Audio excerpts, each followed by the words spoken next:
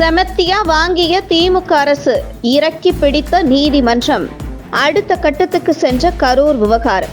விஜய் பங்கேற்ற கரூர் நிகழ்வில் நடந்த துயர சம்பவத்தை விசாரிக்க தமிழக அரசு சார்பில் தனிநபர் விசாரணை ஆணையம் அமைத்து உத்தரவிட்டது.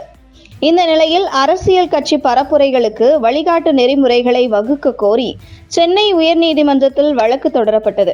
இந்த வழக்கு விசாரணைக்கு வந்தபோது தாவேக தலைவர் விஜய்க்கு தலைமைத்துவ பண்பே இல்லை என்று விமர்சித்த உயர்நீதிமன்ற நீதிபதி செந்தில்குமார், மேலும் தாவேக கட்சி கட்டுப்பாடு இல்லாத கட்சி என்றும் கூறினார்.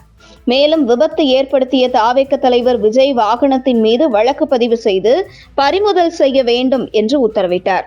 இந்த நிலையில் சென்னை உயர்நீதிமன்றம் ஐஜி அஸ்ரா கார்க் தலைமையில் சிறப்பு புலனாய்வு குழுவை கரூர் விவகாரத்தை விசாரிக்க உத்தரவிட்டது. இதனைத் தொடர்ந்து சென்னை உயர்நீதிமன்ற உத்தரவுக்கு எதிராக உச்ச நீதிமன்றத்தில் மனு தாக்கல் செய்தது தாவேக. இந்த வழக்கு உச்ச நீதிமன்றத்தில் விசாரணைக்கு வந்த நிலையில் தமிழக அரசு சார்பில் மூத்த வழக்குரைஞர்கள், முன்னாள் அட்டர்னி ஜெனரல் முகுல் ரோத்தகி, மாநிலங்களவை உறுப்பினர் வில்சன் ஆஜராகி வாதங்கள் முன்வைத்தனர்.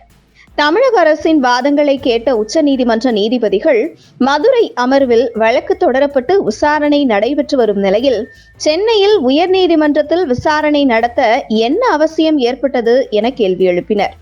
மேலும் சென்னை, மதுரை நீதிமன்றங்கள் ஒரே நாளில் எப்படி வேறு வேறு உத்தரவுகளை பிறப்பித்தன என்றும் உச்ச நீதிமன்ற நீதிபதிகள் கேள்வியாக எழுப்பியிருக்கிறார்கள்.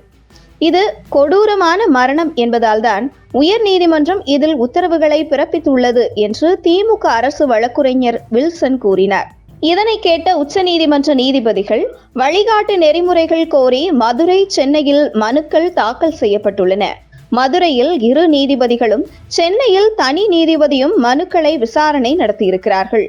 உயர் நீதிமன்ற கிளை விசாரணைக்கு எடுத்த பின் சென்னை உயர்நீதிமன்றம் விசாரிக்க அவசியம் ஏன் என்றும் சரமாரியாக கேள்விகளை எழுப்பினர். இதற்கு பதிலளித்த தமிழக அரசு வழக்குரைஞர், சென்னை உயர்நீதிமன்றம் அமைத்துள்ள விசாரணை குழுவை தலைமை தாங்கும் அதிகாரி அஸ்ரா கார்க் சிறந்த அதிகாரி, சிபிஐயில் சிறப்பாக பணியாற்றியவர்.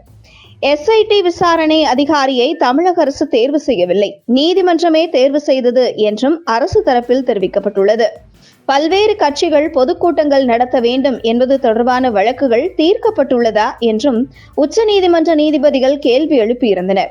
ஒரே நாளில் பல்வேறு உத்தரவுகள் பிறப்பிக்கப்பட்டதே இது என்ன விதமான நடைமுறை என்றும் கேள்வி எழுப்பப்பட்டது. மேலும் தாவேகவுக்கு எதிரான வழக்கு கிரிமினல் வழக்காக பட்டியலிடப்பட்டது ஏன் என்று கட்சி சார்பில் கேள்வி எழுப்பப்பட்டது. இதற்கு 41 பேர் இறந்ததால் தான் இந்த வழக்கு கிரிமினல் வழக்காக பட்டியலிடப்பட்டது என்று தமிழக அரசு பதிலளித்தது. தொடர்ந்து கரூர் கூட்ட நெரிசலில் பாதிக்கப்பட்டவர்களை, உயிரிழந்தவர்களின் உறவினர்களை விஜய் இன்று வரை சென்று பார்க்கவில்லை என்று தமிழக அரசு கூறியிருந்தது. விஜய் கரூர் சென்றாரா இல்லையா என்பது வழக்குக்கு தொடர்பில்லாதது. வழிகாட்டு நெறிமுறைகளை வகுக்கும் வழக்கு உள்ளபோது மற்ற மனுக்களில் உயர்நீதிமன்றம் எப்படி உத்தரவிட்டது என்று சரமாரியாக கேள்வி எழுப்பி இருக்கிறது உச்ச நீதிமன்றம்.